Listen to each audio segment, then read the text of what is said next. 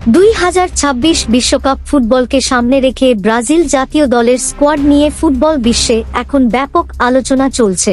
এই আলোচনার কেন্দ্রে রয়েছেন Brazilian superstar Neymar junior.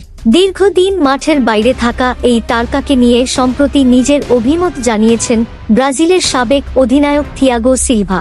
TNT স্পোর্টসকে দেওয়া এক সাক্ষাৎকারে সিলভা স্পষ্ট করে বলেছেন, নেইমার যদি পুরোপুরি ফিট থাকেন তবে তাকে 2026 বিশ্বকাপে দলে না রাখার কোনো প্রশ্নই ওঠে না। তার মতে, নেইমারের মতো খেলোয়াড় যখন মাঠে থাকেন তখন তিনি প্রতিপক্ষ দলের জন্য বড় মাথা ব্যথার কারণ হয়ে দাঁড়ান। বর্তমানে ব্রাজিল দলের দায়িত্ব পালন করছেন কার্লো আনচেলত্তি। কোচ হিসেবে তিনি সবসময় অভিজ্ঞ খেলোয়াড়দের ওপর আস্থা রাখতে পছন্দ করেন, আর সেই মাপকাঠিতে নেইমার যে সবার চেয়ে এগিয়ে আছেন তা বলার অপেক্ষা রাখে না। বর্তমানে রিয়াল মাদ্রিদ তারকা রদ্রিগো গুরুতর চোটের কারণে দলের বাইরে রয়েছেন, যা নেইমারের ফেরার পথকে আরও প্রশস্ত করে দিয়েছে।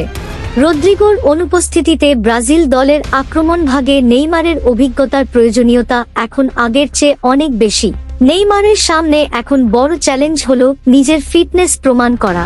2026 বিশ্বকাপের চূড়ান্ত স্কোয়াড ঘোষণার আর মাত্র 3 মাস বাকি। এর মধ্যেই তাকে ব্রাজিলিয়ান লিগে নিয়মিত খেলে এবং গোল করে নিজের ফর্মের জানান দিতে হবে। আসন্ন মার্চের আন্তর্জাতিক উইন্ডোতে ফ্রান্স ও কুরাইশের বিপক্ষে প্রীতি ম্যাচ রয়েছে। সেই স্কোয়াডে জায়গা পাওয়ার জন্য নেইমারকে খুব দ্রুত নিজের শতভাগ ফিটনেস প্রমাণ করতে হবে। আগামী 16 মার্চ করিন্থিয়াসের বিপক্ষে সান্তোসের হয়ে নেইমারের মাঠে নামার কথা রয়েছে।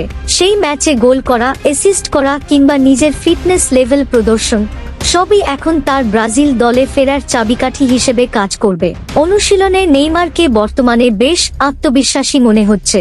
ফুটবল প্রেমী এবং সমর্থকরা এখন অধীর আগ্রহে অপেক্ষা করছেন 16 মার্চের ম্যাচের জন্য, যেখানে হয়তো নির্ধারিত হবে ব্রাজিলের জার্সি গায়ে নেইমারের ভবিষ্যৎ।